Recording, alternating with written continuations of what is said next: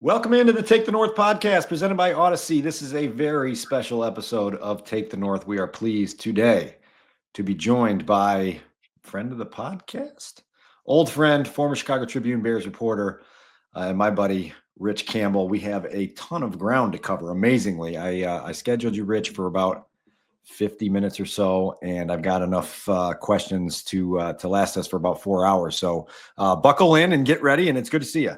Yeah, it's great to see you, man. Great to talk Bears as always. We'll have to record another one or something to get all this in because I saw the conversation outline. Loved every bit of it. Happy to join the pod for the Ben Johnson era. This crosses me into yet another Bears era. I can just try to hang on, keep my claws in this thing for a little bit longer. And exciting time for you and anybody following the team with the change that.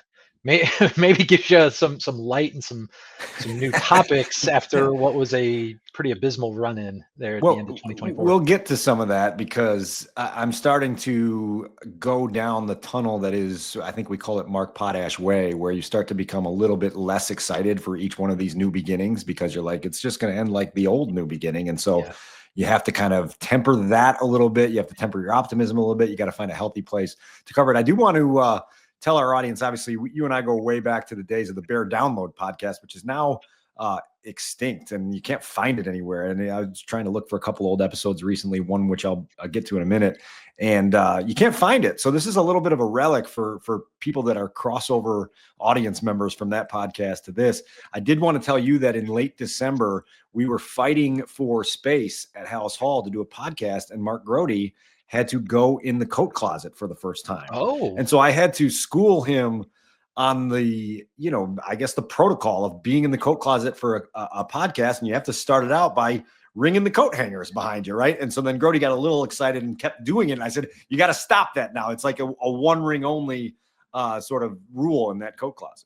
And my butt groove is probably still in the chairs down there. So Grody probably felt a little uncomfortable. Oh gosh, I can hear the coat hangers chiming now as we discussed, quarterback turmoil, head coach changes, all of that. The cycle just keeps going. Yeah, we've been down there quite a bit over the time. I bring up the Bear Download podcast, and it is going to lead us into our first talking point because on February 6th, earlier this month, Bears matriarch Virginia McCaskey passed away at the age of 102. Virginia McCaskey became a guest on a podcast for the first time on Bear Download in March of 2019. It was you and I in Arizona at the owners' meetings, having her join us as the NFL started its 100th season. And obviously it's a memory for both of us. It's pretty vivid. And I told you that you can't find episodes of Bear Download anywhere. And I was looking for that one specifically because it was such an enjoyable podcast. Luckily, I still have that on a hard drive in my home office and was able to listen to it. And it was really cool because it was like, you remembered how much of a fun and pleasant experience that was to visit with her that day at the Biltmore in Arizona. And it also reminded me of how well we worked together. And it was just kind of a nice little time machine. Grody and I call it the cold tub time machine. That's what we take now back to days that we want to revisit. Okay. I'm going to take you back there right now in the cold tub time machine to March 2019 and get your remembrances of sitting down with Virginia. Well, just right off the bat, you think about where the team was in its arc. They were coming off this incredible season.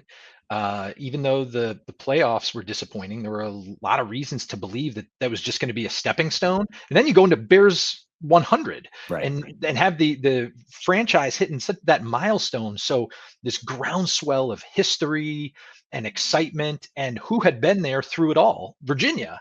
And so she agreed to meet with us at the Biltmore. It was a neat experience, lovely lady, and indulged some of our shtick and willingness to hear from her some of her favorite memories along the way, and like a walking history book. Seen it all. I mean, like no one aside from her, maybe a couple other people would have such first-person experiences of the history of the entire NFL. It was really cool to kind of go revisit that because, you're right. It's like from the very first NFL playoff game, which was moved indoors to Chicago Stadium after the circus left in 1932 to, the championships in the 40s. And remember, the Bears dominated the 40s. And then again in 1963 and 1985 and all the way up until 2006 when they won the NFC championship. And she was able to be part of the George Halas Trophy presentation right there at Soldier Field.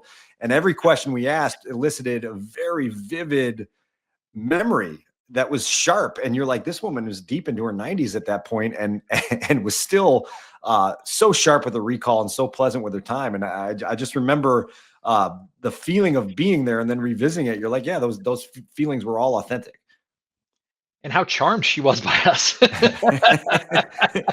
I mean, she had gone from, riding trains as the league was, trying to see if this thing would work to, right. With Red Grange, right? At the Biltmore there, where the league kind of marks every, success it has, every, calendar year, every cycle of just success upon success. And so the Bears 100 meant so much to her. That was such a cool set of programming. Someone like me who didn't grow up in Chicago, you read about those teams and players and even meet them along the way covering the team, but to see it all come together like that in the way that the players came out from the decades past and remembering the Hall of Famers and then just being her the matriarch over top of it, it was really cool. That was really cool. I when she passed away, it gave me an occasion to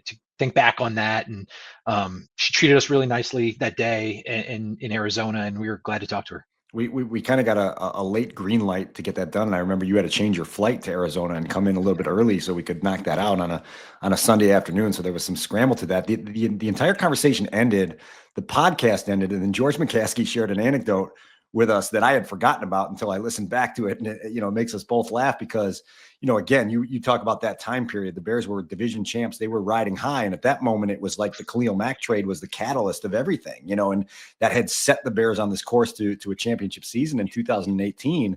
And George was recounting those moments leading into Labor Day weekend where they're working through this trade to get Khalil Mack. And he said, Ryan told me that we were going to have to give up 2 first-round picks to get Khalil. And so I went to Mom and I said, Mom, we're going to have to give up 2 first-round picks to trade for Khalil Mack. And she said, if you think he's good enough, go ahead and do it. And so he went back, and then Ted Phillips encountered him and said, we're going to have to pay him $90 million in guaranteed money to get an extension done for Khalil Mack. And he said, Mom can read about that in the paper.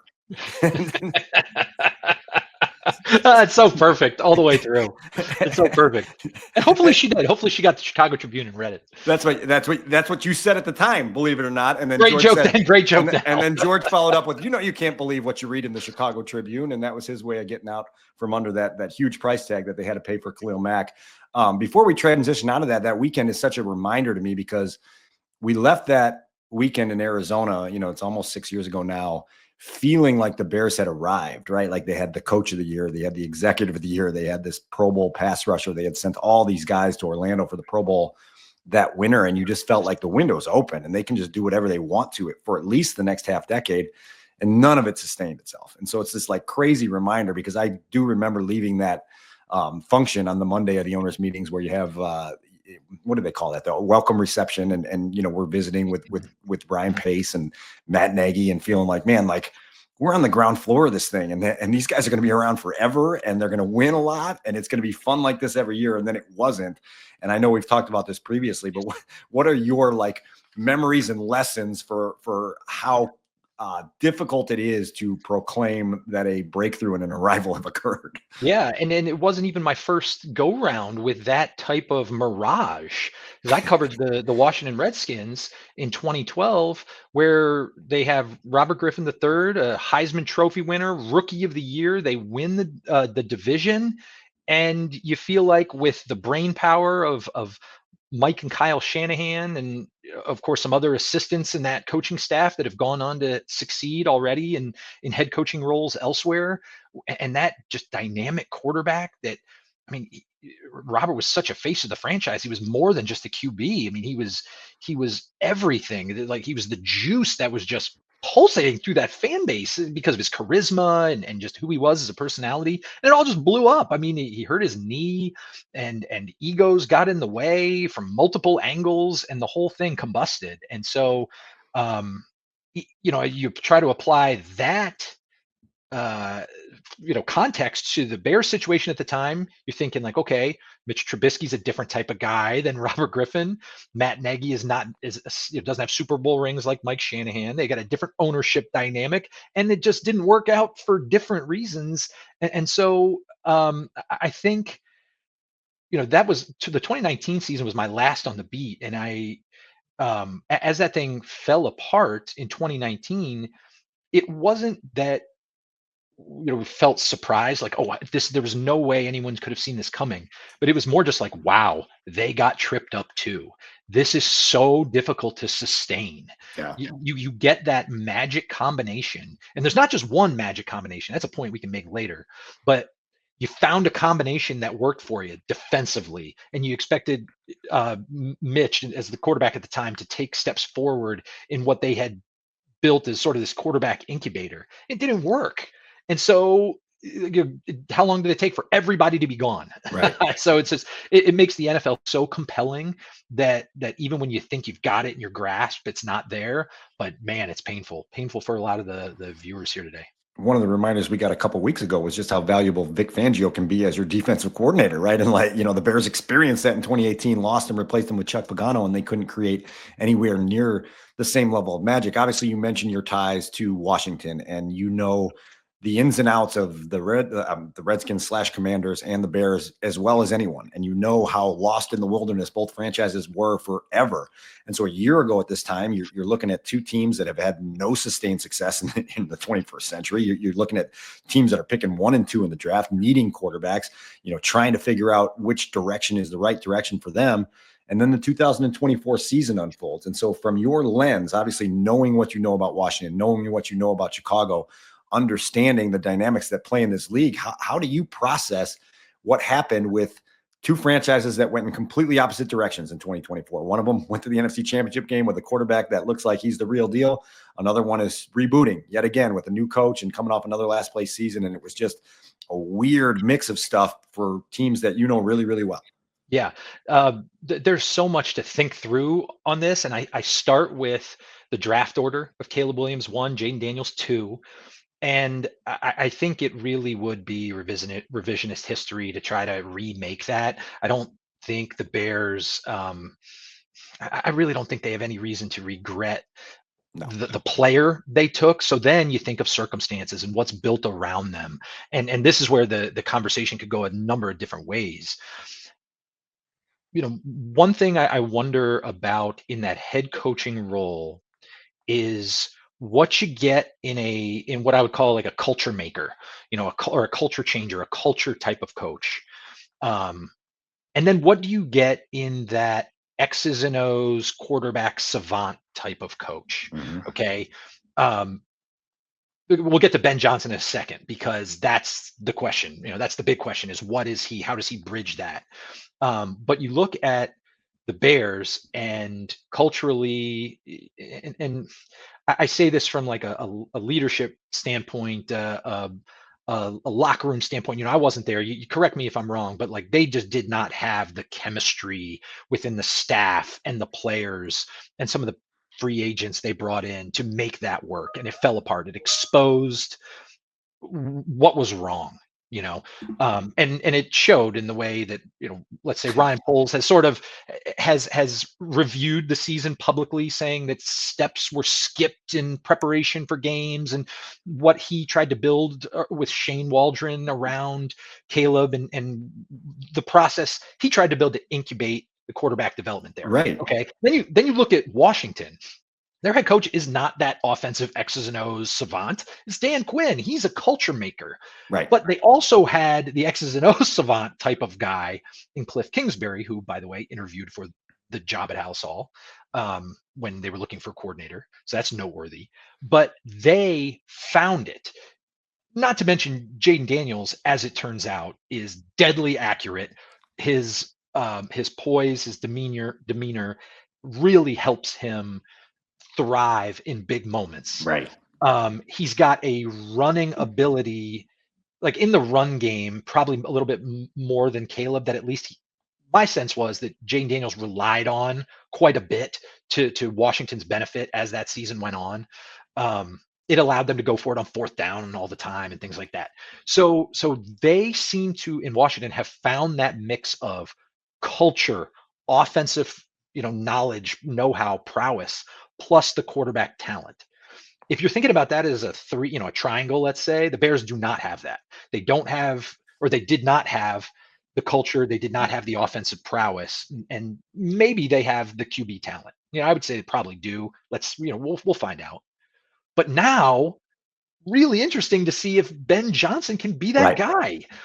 I mean, the offensive results in Detroit speak for themselves. And now, what did he take away from Dan Campbell, That's who it. is probably the poster child for the culture maker, the like bite your kneecaps off, I drink motor oil in my coffee guy, so what can Ben take from that and bring it together? Because just because you're that offensive savant does not mean it's going to work. There's a lot here, and there's a lot to break Yeah. down with that. And one of the conversations I had recently with a longtime offensive assistant in the league is this next challenge for Ben Johnson. Ben Johnson has expressed extreme self-confidence that he can handle everything that comes along with this next step in his coaching journey because he's been successful at every level he's coached, whether it was a QC coach at Boston College, whether it was in position coach roles in Miami, whether it was climbing in Detroit to become one of the best offensive coordinators in the game. And this specific coach said to me that the next step is how good you are with people. And it's not to say that you weren't dealing with people at all those phases of your career, but this is different. This is a different people management situation when you're at the head of the organization and you have to deal with everything. You and I have talked over the years about how John Fox would always remind us that the first job of a head coach is to have a fire extinguisher nearby, to be able to put out fires on command and do it successfully. And I've had this conversation with other people about the leadership. Like you need to be both a really good fireman and you need to be a good fire marshal, which means don't let the fire start to begin with, And so these are all things that are going to challenge Ben Johnson in this job. I think there's every reason to believe that he's going to be able to put together a high functioning offense, but can you do everything else to put together a consistently successful football team? And that's where, when you bring up Dan Quinn as a culture setter, and you look around the league and you see guys that can do both roles, a Kyle Shanahan, a Sean McVay, to some extent a Kevin O'Connell, these guys that can really, really coach offense, but at the same time provide heartbeat to an entire football organization. It's a really hard job to do, and it's really special when you find guys who can do it. And I think I go into this now with a greater, like, I don't want to say side eye, but whatever it is, and just like, prove this to me that you can handle all of this, even though everything you've told me so far speaks to your confidence and your vision. I need to see some things here before I'm truly convinced that the Bears are out of the wilderness that they've been trying to get out of for 40 years. Yeah, you got to win. I mean, it's one reason why Dan Quinn could go take over a moribund franchise and have credibility, bring in some of the right players to help you lead and reiterate those messages that you've got. But also, guy won a conference title and went to a Super Bowl, so he's got that on his resume at least that gives him that credibility. I mean, yeah, you're right. The cynicism has to be overcome. You don't get the benefit of the doubt, certainly not in Chicago, just by showing up and what your offense did, as a coordinator. One of the examples that's right in front of me, as I live near Indianapolis now, is what's going on with the Colts. And you have Shane Steichen as that head coach, Mm-hmm. came from the Philadelphia coaching staff, and Nick Sirianni, when after they made the Super Bowl against the Chiefs and lost a few years ago, and he's here with Anthony Richardson, who's a top 10 quarterback. And Richardson, fans may remember or may not, tapped out of a game during the season against Houston. Like, said he was tired and tapped out and came out of the game. It was wild. Like, you never see anything like that happen. And Richardson ended up being benched because of it. And the team found out about this move. This is widely reported, but the team found out about this move like through social media and things like that. And as a head coach, you may have all the X's and O's answers. I'm not saying Shane Steichen does, but he's hired for his ability to groom the quarterback. But when it comes to managing a situation in your team, like, I'm benching the franchise quarterback, you've got to handle that the right way. That, to me, was a perfect example of the difference between, I know how to put a safety in conflict versus I know how to lead a team of professional football players. And so you got to work through that, and you don't always know how it's going to go. because all the personalities are different, the circumstances are different. I would just couch all that by saying there's every reason in the world for Bears fans to be optimistic about what they've set themselves up to do here because of Ben Johnson's results as the Detroit offensive coordinator, and because what he has taken surely from watching Dan Campbell remake that organization. So as far as a hire goes, awesome. You couldn't really ask for more. You got to feel good about it. And now you just see how it's going to go, how it works out. With Ben, it's been interesting because he's talked about, seeing Dan Campbell's consistent messaging through adversity. And you got to remember that Dan Campbell here in Detroit did not start out as an escalator to where they sit now. I mean, like they were awful his first year. They were awful to start his second year. There was questions whether he was going to be able to see a year 3. And now you look back on that and you go, wow, they obviously stayed true to what they believed in and got there in part because the head coach didn't let people falter. It brings me to a conversation because I think that consistency in messaging and that consistency in leadership is such a underrated piece of this puzzle. And I had a text exchange with Kyle Long recently regarding chatter that comes out of a building, right? Like, and obviously in a year like the Bears had, a lot of chatter gets out of the building and it starts to mushroom and it starts to become loud and it amplifies and everything goes haywire because the dysfunction is exposed. And I think we ultimately came to an agreement that it's a bit of a chicken or egg proposal because Kyle went on and played in Kansas City later in his career and says, you never hear any of this chatter coming out of the Chiefs facility. I said, because the Chiefs win, right? Like, and so like for me, the information leaks are born from frustration, and the frustration comes from failure. And once those two things start to collide with each other, you can't control that. And that's my whole thing.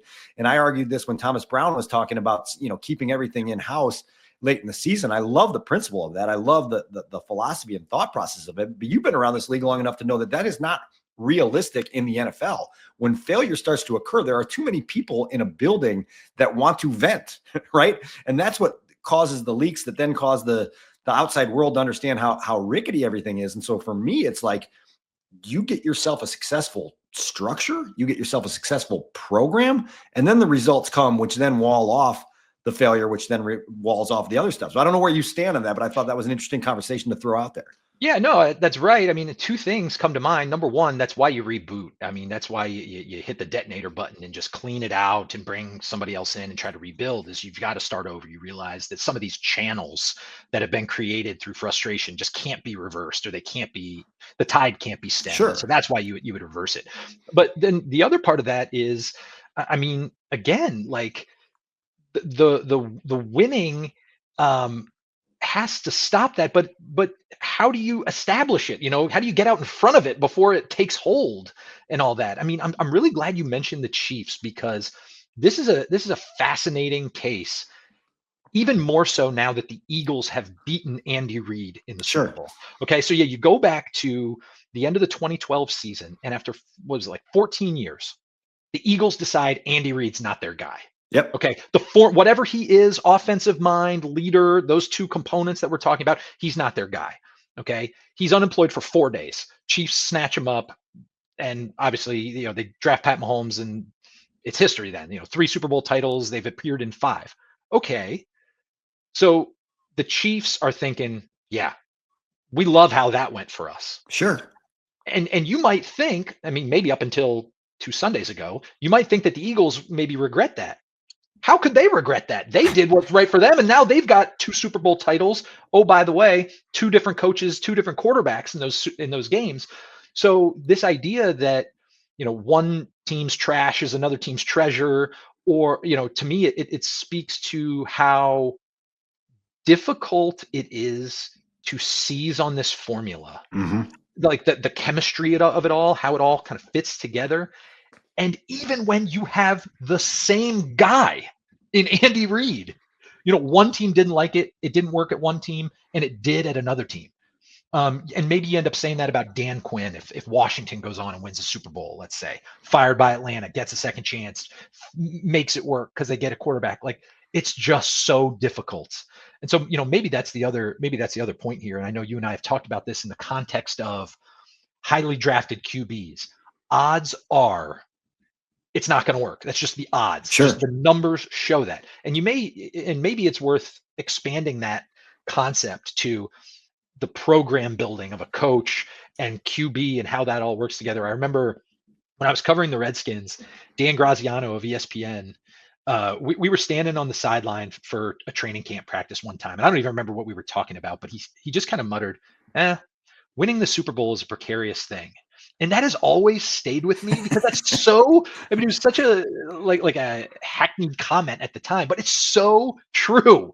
Like you could be the best team and you could put it all together and somebody gets hurt or whatever circumstance. It's just so difficult to make it work and have it succeed. And so again, if you're a Bears fan, you feel good about where you are, but you are still starting far back in the pack behind many other teams who are further along. Yeah, and the goal is ultimately to give yourself as many chances in January to get through February. And if you get to February, you hope you have the game of your life. And that's what this is all about. And so I wanted to throw this at you because we like to, on this podcast, pull the curtain back on what it's like to be in our seats sometimes. And so how many new coaches did you cover in Washington? I covered Jim Zorn and then straight to Mike Shanahan. Okay. And so then here, obviously we had the Trestman to Fox to Nagy while you were here, and we've since gone from Trestman to Johnson, excuse me, from Eberflus to Ben Johnson. And so what I wanted to ask you is because Mark Grody and I had this conversation on the air on 670 The Score earlier in the week about the challenge of these next 6 months from a beat writer's perspective of being essentially presented the brochure that the new coach wants you to have about what his vision is, what this is going to be like, what his philosophies are, what his methodologies are, and not being the fish that bites every shiny new lure and being like, oh, this guy's going to run practice harder than anyone's ever run a football practice in life. And then you have one OTA and you're like, yeah, I've never seen a practice like that before. And Grody's point was the first time Ben Johnson runs a trick play at a minicamp practice, like that's going to be the day's headline for everyone hyperventilating and figuring out, oh, this is it. This is new. This is different. This is a changeover. And so I guess from your experience, how do you chew on that? How do you digest the idea of like, here we go again, back into a cycle where human nature says, I want to believe what this new person is telling me. I don't have anything to debunk it or discount it yet, but I also don't want to oversell what we've got here. Yeah. I mean, this is everything. This is the job. What you're describing is the essence of the job, and this is really true every offseason in the NFL because the cycle is so dramatic with new players and oftentimes new coaches or coordinators, things like that. So this is the essence of the job, and one of the difficult parts in particular is that your audience are fans of the team who want the brochure. They're signing up for the 6-bedroom mansion with the sauna and the pool and all that. You can get a steal sometimes. But in Palm Beach. Yeah, but you have to be the filter. You're exactly right. And so there's a couple of ways you have to do this.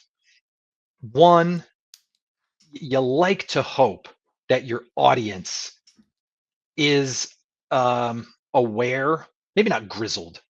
The Bears audience is grizzled. Like if a Bears fan who's subscribing to the Chicago Tribune, who's downloading the Take the North podcast, they've been through this. I would like to think that if you are listening to this or watching this, you know better at this point. You know better, but they don't. But you just, and we don't, right? Like the city does. Human nature is you want it. Yeah, I mean, human nature is like you want to believe, and that's the fun of it. That's all the fun you have when you're losing. It's the hope.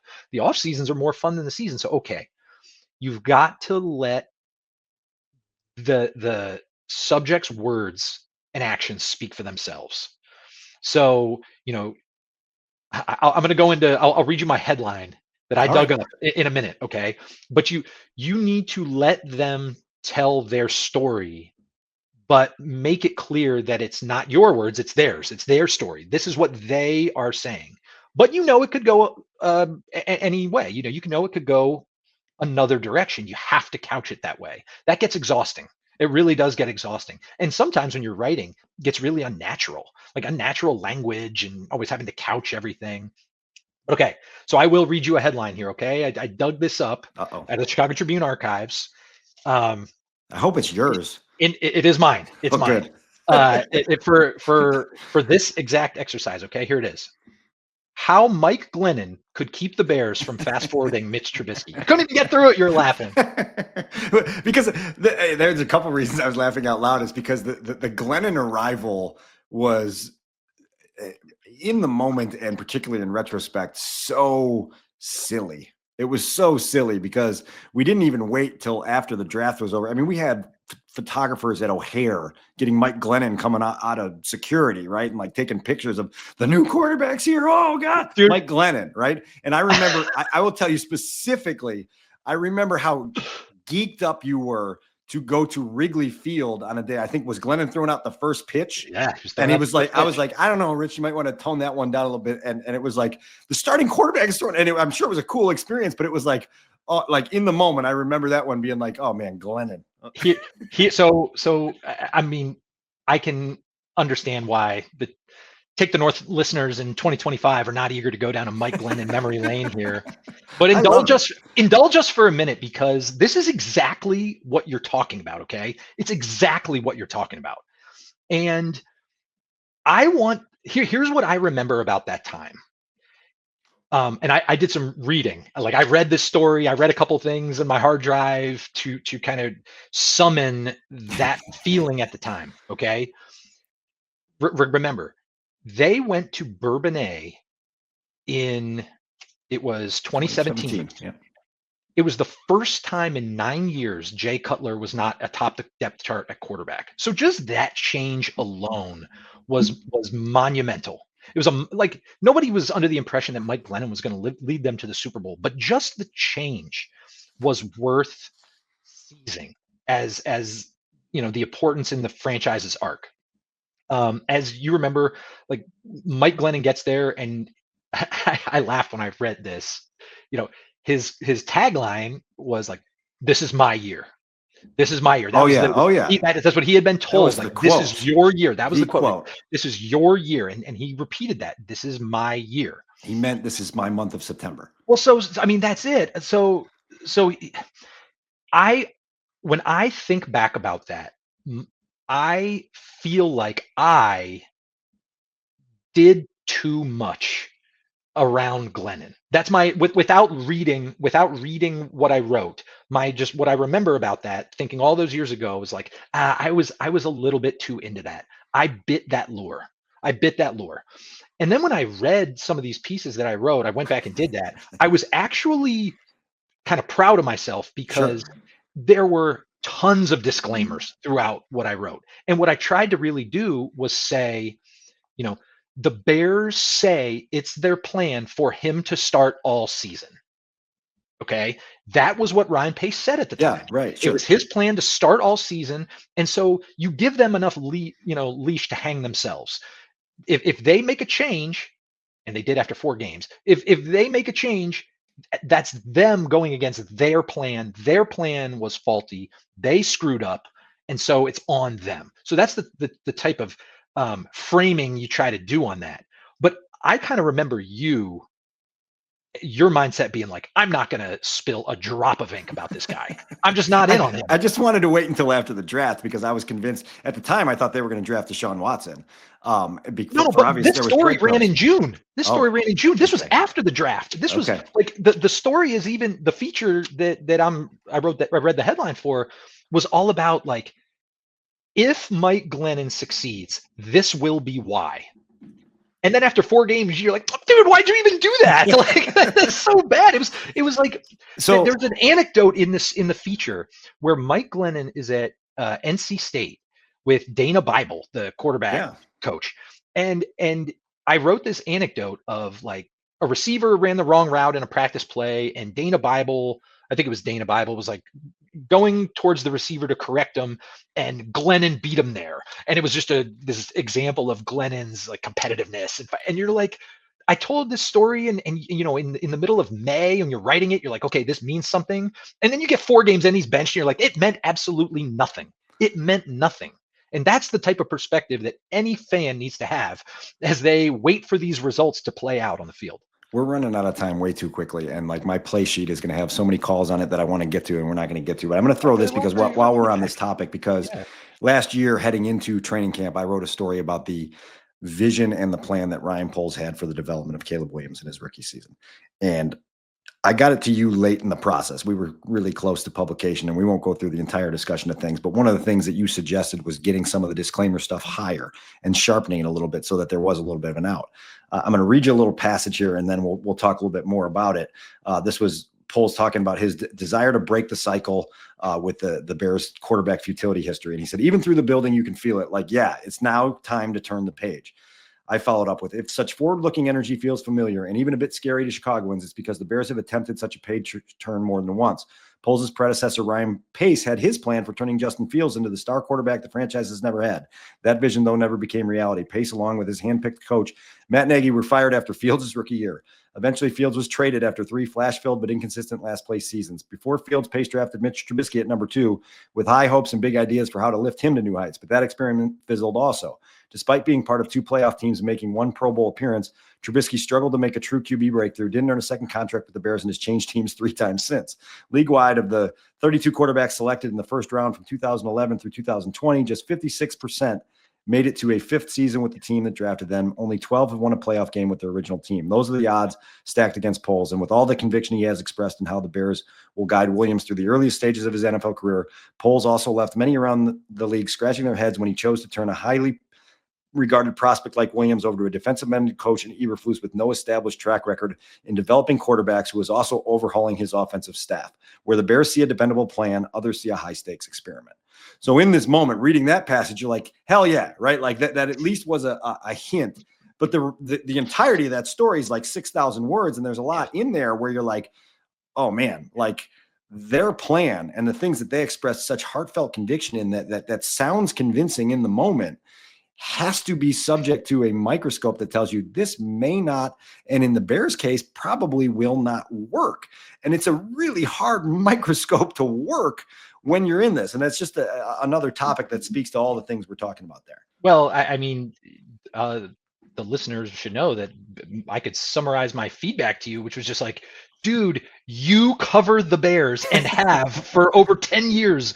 You know the pitfalls here. So just be as upfront as possible. But it's a tough balance. This is the essence of the job. I mean, it really is. How do you find a narrative and give the right spotlight, the right framing, all of that? It's not easy, and we all have regrets like this along the way. But everybody, I think, in Chicago, their skepticism levels should be higher than anywhere else. It's that you've just gone through this. The fans have just taken such a beating of false hope and false promises. Just you know better, Chicago. Like you know better. Just be careful with your emotions. You don't want to get hurt again. I have a couple, a very quick story that I want to tell. Never told this before, and this feels like a good time and forum to tell it in. I genuinely like the Ryans, Pace and Poles, the 2 GMs that we've covered most recently, or I have. And it does get challenging to be harshly critical of their failures when you genuinely like a person, right? Like, so there's a lot that comes with that. And so I'll go back to the Andrew Luck retirement night, which didn't start out as the Andrew Luck retirement night. It just started out as a preseason game in Indy, where all 3 of my colleagues left me stranded in Indy for various reasons. I don't remember. You might have been on paternity leave at the time. Bigsy had a family emergency, and something else was happening with Colleen Kane. So I wind up there alone.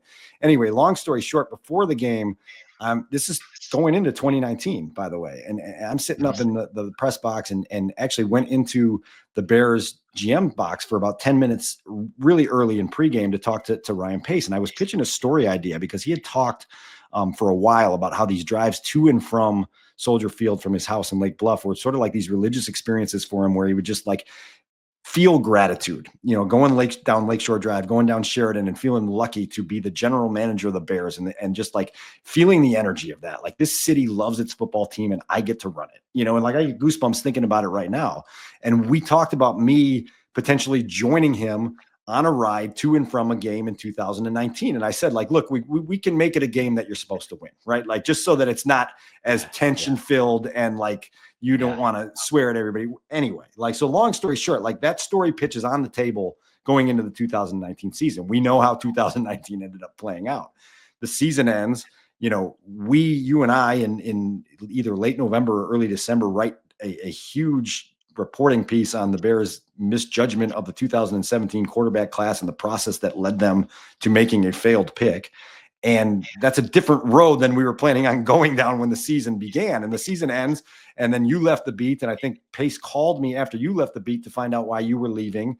And we ended up having this conversation, and he was a little bit upset with some of the things that we had written in that piece. And just, like, again, you're building relationships and you get in this role. And I said, listen, Ryan, like, I 100% would have rather written the story of riding with you to and from the game down Lakeshore Drive and Sheridan Road and telling the story of that. But your football team failed. In a year that had Super Bowl aspirations, the quarterback fell on his face, and you guys went 8-8 and missed the playoffs, and things don't look the same. And so it's like the other guys headed to the Super Bowl. Right. Yeah, right. And so the challenge, and he's the MVP, and he threw for 50 touchdowns and whatever else it was. The challenge of that, it's massive. I mean, it's absolutely massive of trying to do that in a way that's both professional, graceful, and really like healthy for yourself, Yeah. Well, one of the adjective or adverb you used was harshly critical. And I would just say that the difference is fairly critical. Two anecdotes of my own are along these lines.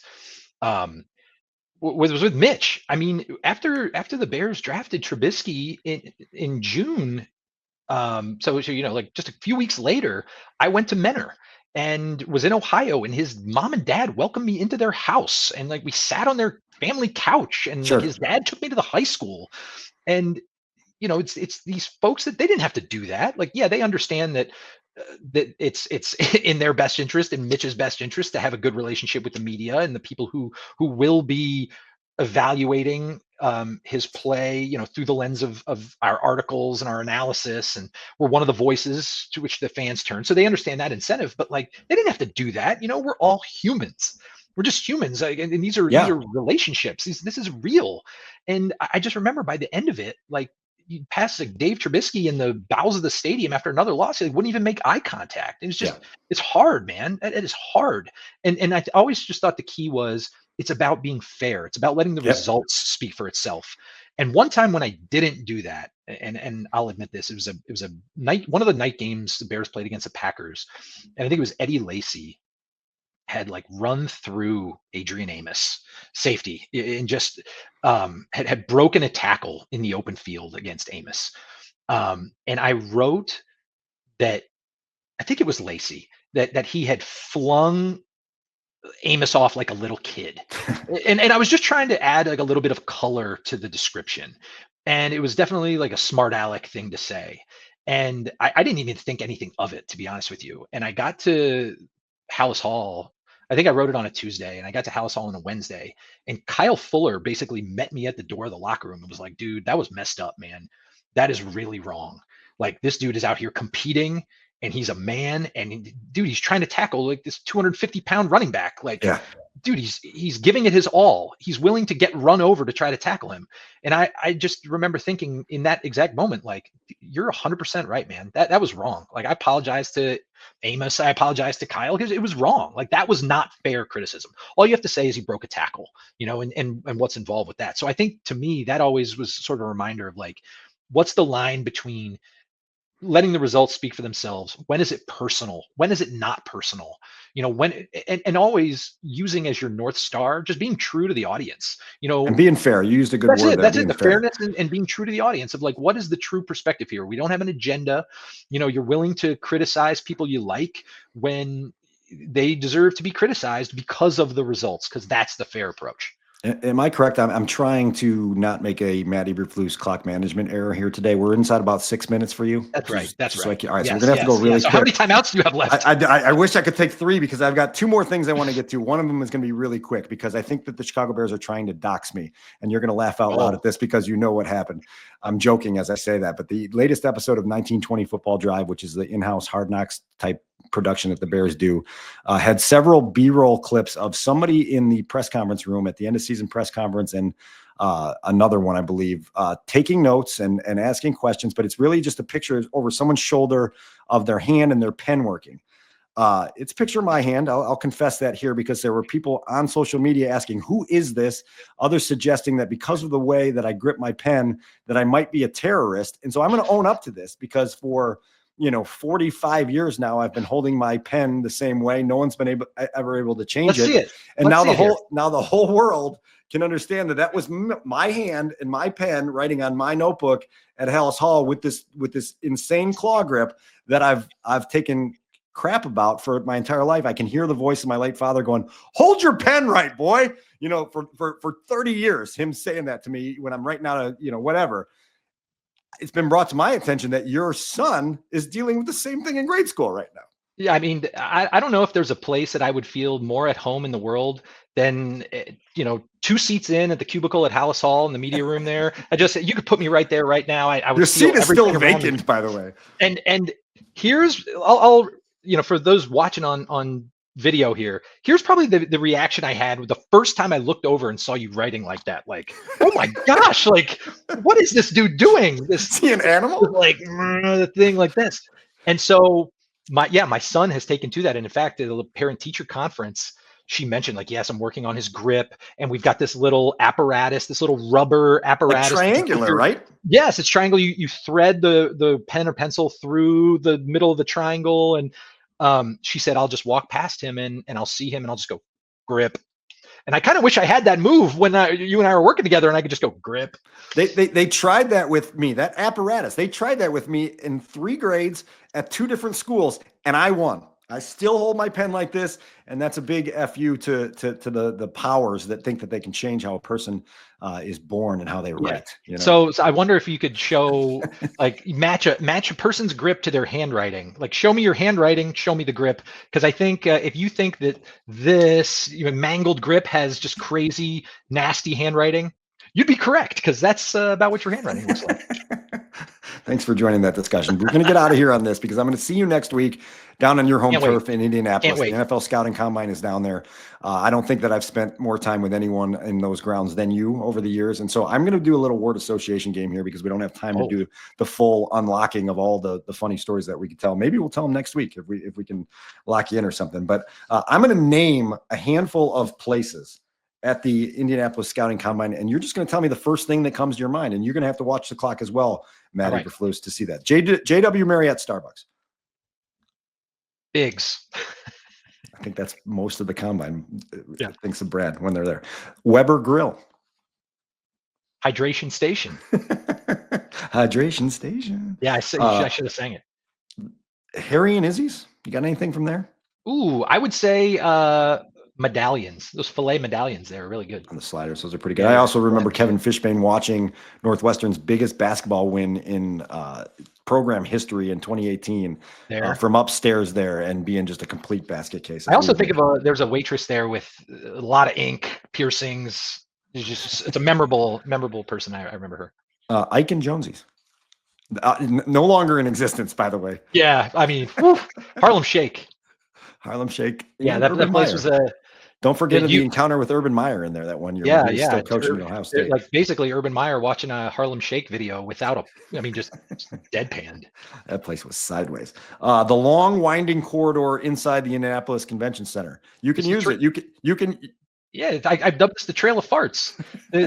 Indianapolis has this long walkway, inside the convention center. It's a way to welcome visitors and keep everybody out of the cold. And you end up walking through there hungover from the night before. And boy, you've got 5 minutes to get to your workstation. So you better let it rip on the way, man. Last one, exit 172, Lafayette, Indiana. The Chick-fil-A and the milkshake at Chick-fil-A. A combine tradition unlike any other. On the way back from the combine, it was a must to stop at Chick-fil-A and get a milkshake and really get to know that milkshake. It's a great time, man. Looking forward to seeing you down here and some other people from around the league. I'm fortunate to be able to kind of check into that because it's now near me. But yeah, we'll have a good time. I'm giving you one more nugget on the way out the door. I just came off of a Daniel Jeremiah conference call, pre-draft conference call, pre-combine conference call. We did one of those while driving from Chicago to the combine, if you recall correctly.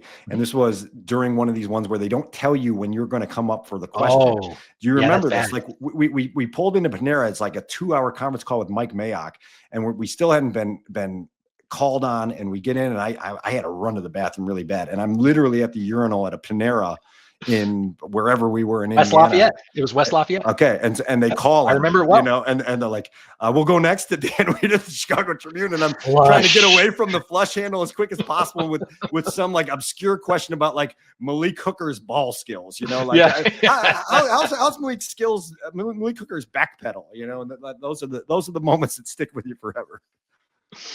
It's just like this every year, man, right? I mean, you're selling hope, and some of it's just routine. The combine, the draft, the draft analyst conference calls. You got to love it. Well, I'll see you in a few days. I know you got to run. I could have kept you for another hour. It's always fun. I think our audience appreciates the perspective and the conversation. So don't be a stranger. Come back and visit us anytime. I know it's always enjoyed. And I got more to say about Mike Glennon. So just book me, and we'll get to the bottom of it. Folks, that's Rich Campbell. I'm Dan Wiederer of the Chicago Tribune. This is Take the North. Tell your friends, like, subscribe, do all the things that keep this podcast up and running. That's it for this episode of Take the North. Great talk. See you out there.